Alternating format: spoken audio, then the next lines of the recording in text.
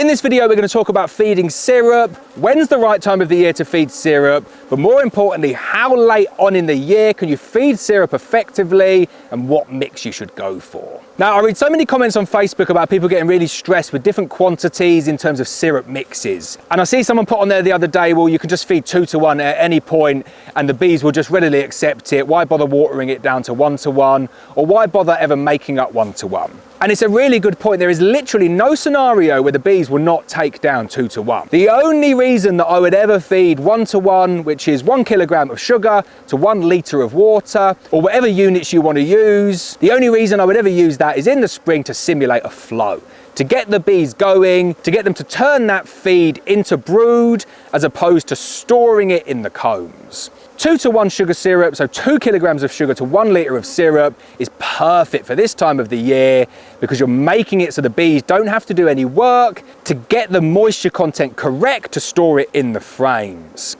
Even better than that, and this is what I use now, invert sugar syrup in a jerry can. It's definitely a little bit more expensive, although the price of sugar at the moment has kind of brought these two a little bit closer together. But for me, the convenience of invert sugar syrup is amazing.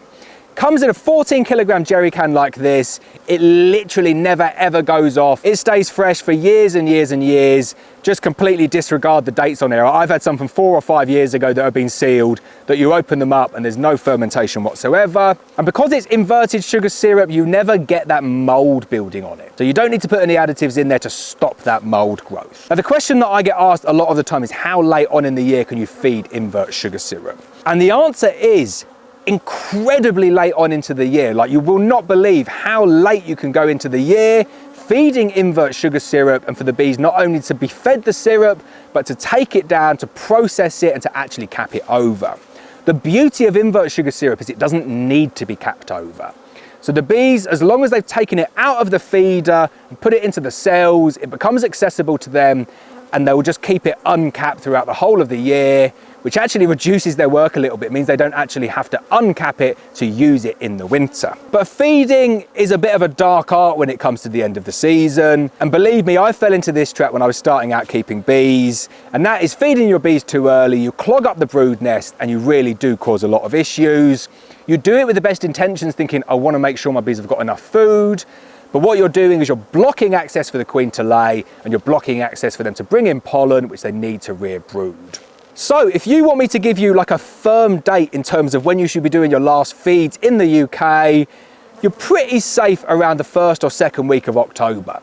For me, that's it. The ivy's done here, 1st or 2nd week of October. The bees are not going to be collecting kilograms and kilograms of ivy nectar. So I'm safe to go in at that point and backfill them completely with 2 to 1 invert syrup.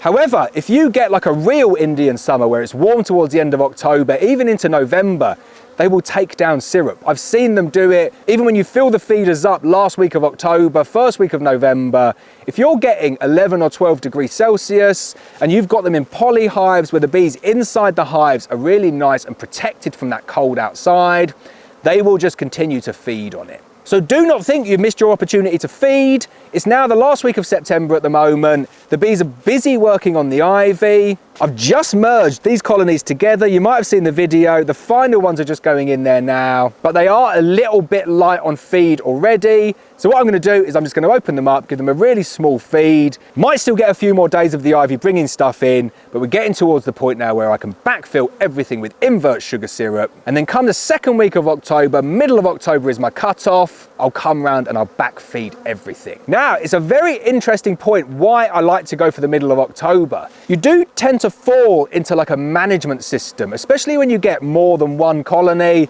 and especially when you get into like the hundreds of colonies or 100 colonies, let's say. My beekeeping management system for honey extraction is around the middle of August.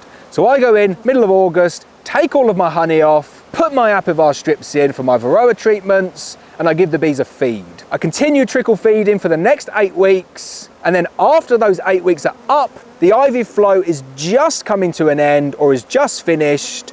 I go back round one last time, top up with this syrup here at the exact same time that I go back round and I take my apivar strips out after the 8-week cycle. Really efficient way of managing your bees. And the timings, although you forgo a little bit of that late season honey, sorry Aaron again, pays you back double next season when you've got super, super healthy bees.